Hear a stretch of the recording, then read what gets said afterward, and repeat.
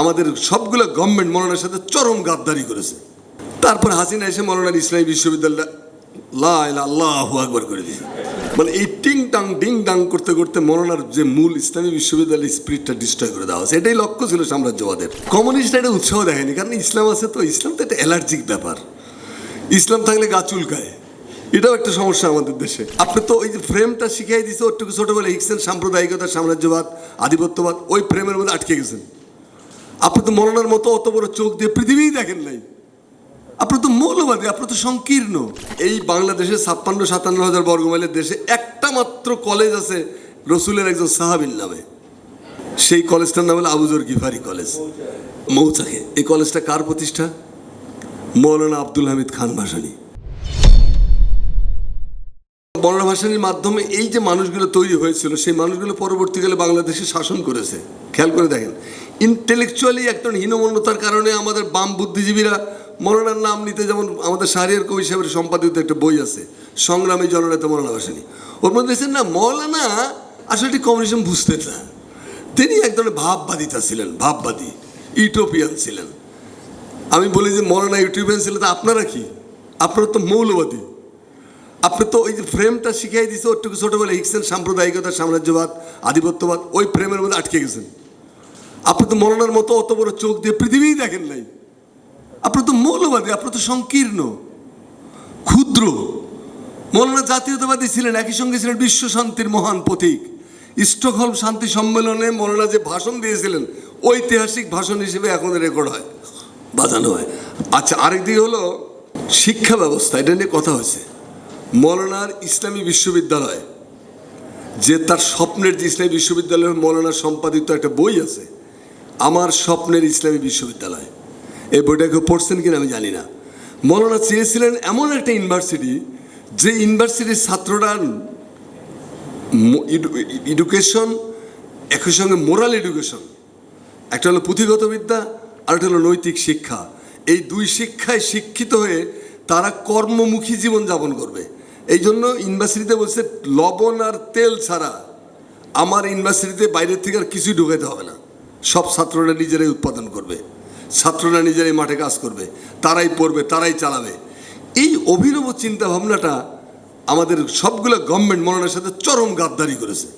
তারপর হাসিনা এসে মৌলানার ইসলামী বিশ্ববিদ্যালয় লা ইলাহা আল্লাহু আকবার করে দিয়েছে, পুরো কোরবানি করে দিয়ে মৌলানা ভাসানী বিজ্ঞান প্রযুক্তি বিশ্ববিদ্যালয় বানাইছে। এটা বানিয়ে মৌলানার ইসলামী বিশ্ববিদ্যালয়কে নির্বাসন। আর শাহজির সাহেব ছিলেন বিখ্যাত মহান নেতা, আমাদের মতো অত বড় নেতা তো আর পৃথিবীতে জন্মায় নেই।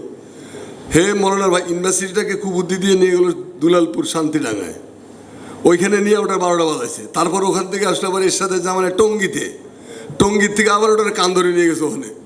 মানে এই টিং টাং ডিং ডাং করতে করতে মৌলানার যে মূল ইসলামী বিশ্ববিদ্যালয়ের স্পিরিটটা ডিস্ট্রয় করে দেওয়া হয়েছে। এটাই লক্ষ্য ছিল সাম্রাজ্যবাদের, যে মৌলানার থিঙ্কিংয়ের ইসলামী বিশ্ববিদ্যালয় হলে এইটা হবে আমাদের জন্য একটা আপদ। আর কমিউনিস্টরা এটা উৎসাহ দেয়নি, কারণ ইসলাম আছে তো, ইসলাম তো একটা অ্যালার্জিক ব্যাপার। ইসলাম থাকলে গা চুলকায়, এটাও একটা সমস্যা আমাদের দেশে। তো আমাদের শিক্ষার ব্যবস্থা নিয়ে বিস্তারিত কথা বলার সুযোগ নাই। তো তিনি ইসলামের সাথে মার্ক্সবাদকে সেতুবন্ধন করতে চেয়েছিলেন, বন্ধন করতে, ইসলামী সমাজতন্ত্র থিওরি দিয়েছিলেন তিনি। ইসলামী সমাজতন্ত্রের জন্য কি হলো, লাভের মধ্যে কি হলো, আমাদের রোমান্টিক কমিউনিস্টরা রোমান্টিকতায় ভুগত, রোমান্টিক। ততদিনে আমাদের ঢেউ ঢুকে গেছে, নকশালবাড়ির ঢেউ। এই নকশালবাড়ির ঢেউ উন্মুক্ত ওপেন সারফেস ত্যাগ করে সব আন্ডারগ্রাউন্ডে ঢুকে গেছে। নাশকতা, এখনকার ভাষায় নাশকতামূলক বা অন্তর্ঘাতমূলক বা ছোট ছোট কাজ, এগুলো দিয়ে বিপ্লব করবে। মৌলানা বলে যে, বাবারা সামনে দেশ স্বাধীন হয়ে যাচ্ছে, তোরা এইসব পাগলামি সাগলামি বাদ দিয়ে আয়, একসাথে কাজ কর, মাঠে ওপেন সংগঠন বন্ধ করিস না। এটা মাহবুবুল্লাহ ভাই ভালো বলতে পারবে। কিন্তু মৌলানার কথা সেদিন শোনে না কেন? মৌলানা ইসলামী সমাজতন্ত্রের কথা বলতেছে, মৌলানা তো আমাদের লোক নয়, মৌলানা তো নষ্ট হয়ে গেছে, মাথা খারাপ হয়ে গেছে। হাজী মোহাম্মদ দানেশ তার এক লেখায় লিখেছে, হাজী কমিউনিস্ট আন্দোলনের একজন বিরাট নেতা ছিলেন তিনি। হাজী মোহাম্মদ দানেশ বলেছে যে, আব্দুল হক আর আমি জেলখানে মৌলানা ভাসানীর সাথে। তো আমরা ভাবলাম, এটা আইয়ুব খানের প্রথম দিকে 61-62 সালের দিকে। তা আমরা ভাবলাম যে হুজুরকে একটু মার্ক্সবাদটা যদি ভালো মতো ট্রেনিং দেওয়া যায়, তাহলে মোটামুটি আমাদের কাজ হয়ে যাবে, তাহলে হুজুরকে মোল্লাদের খপ্পর থেকে উদ্ধার করা যাবে। তো কি করলো, আমরা একদিন হুজুরকে বললাম যে, হুজুর আসেন আমরা আপনাকে একটু ওই মার্ক্সবাদ নিয়ে আলোচনা করি, আপনারও সময় কাটবে, আমাদেরও ভাল লাগবে। আচ্ছা করো। প্রতিদিন সকালে 1.5-2 ঘন্টা করে আমরা মার্ক্সবাদের উপর প্রশিক্ষণ দেওয়া শুরু করলাম। 14-15 দিন হওয়ার পরে আমাদের বক্তৃতা শেষ। তা আমরা বললাম, হুজুর আপনার কোনো জিজ্ঞাসা আছে? বলে আচ্ছা বহ বইলা বিরাট একটা পান নিলেন। পানের মধ্যে দুনিয়ার চুন মাখাইছে, তারপরে খয়ের মাখাইছে, তারপরে জর্দা মাখাইছে, তারপরে সুপারি নিছে, তারপরে এটা দলা মাখাইছে, দলা মাখাই মুখে ঢুকাই দিছে। হাজি দানি লিখছেন যে আধা ঘন্টা পানটাকে তিনি প্রসেস করলেন ভেতরে, মুখের ভেতরে প্রসেস করে প্রায় আধা পোয়া 1 পোয়ার মতো, পোয়া বোঝো তো মানে 250 গ্রাম আর কি, 250 গ্রাম পিক ফেললেন। পিক ফেলে গামছা দিয়ে মুখ মুছিলেন, মুছিয়া বললেন, বুঝছো হাজি, তোমাদের এই মার্ক্সবাদ আমার পোষাবে না। আমি করি মাছ ভাতের রাজনীতি, আমার জনগণের জন্য দরকার মাছ ভাতের রাজনীতির গ্যারান্টি, আমি ওইটা করি। তোমাদের এই কঠিন কঠোর জিনিস আমার চাষি বুঝবে না। চাষিরা ট্রেনিং দিতেছে আমাদের এলাকায়, যে থার্ড ওয়ার্ল্ড থিওরি শেখায়। চাষি কয় ভাই এটা কি কয় এরা? থার্ড ওয়ার্ল্ড থিওরি, ট্রটস্কিবাদ, সংশোধনবাদ, সামাজিক সাম্রাজ্যবাদ। চাষি এগুলো কিছুই বোঝে না। কয় ভাই এগুলো কি? কয় গ্রামে গেছে, তারপর কৃষক সমিতির টিম নিয়ে আসছি শহরে আমরা, তাহলে প্রগতিশীল শক্তি আখ্য, প্রগতিশীল প্রগতিশীল প্রগতিশীল। তো রাতের বেলা চাষিরা গ্রামে ফিরতেছে, কয় ভাই প্রগতিশীলটা কায়? যাই আসে উয়াই খালি কয় প্রগতিশীল প্রগতিশীল। বাপরে কত বিখ্যাত মানুষ গুয়ায়। কয় মর তো মনে হয় রে, তুই তো কলু প্রগতিশীল, আমার তো মনে হয় শালার বেটা হিন্দু, বুঝছেন, ব্রজনশীলের ভাই। কয় শালা পাকিস্তানত ফির প্রগতিশীল, ফির ব্রজনশীল, ফির নেহেরু। এটা হবার নয় ভাই। অর্থাৎ জনগণের ভাষায় আমাদের কমিউনিস্টরা কথা বলতে জানতেন না, ফেল করছে এই কারণে। মৌলানা ওই গ্যাপটা ধরতে পেরেছিলেন। মৌলানা বলে যে দেখো, ইসলাম ধর্ম চেতনা, হিন্দু হোক মুসলিম হোক খ্রিস্টান হোক, ধর্ম চেতনাকে পরিহার করে কিছুই চলবে না সাবকন্টিনেন্টে। তোমাদেরকে ধর্ম বিশ্বাসের মানুষের গভীরতম স্থানে বাস করো, ওখানে হিট করো কেন? ওটাকে সম্মান দাও, তারপর তোমার কথাটা তুমি বলো। ইসলামের সাথে তিনি তার মডেল কে ছিলেন? মৌলানা ভাসানীর মডেল ছিল আবু যর গিফারি।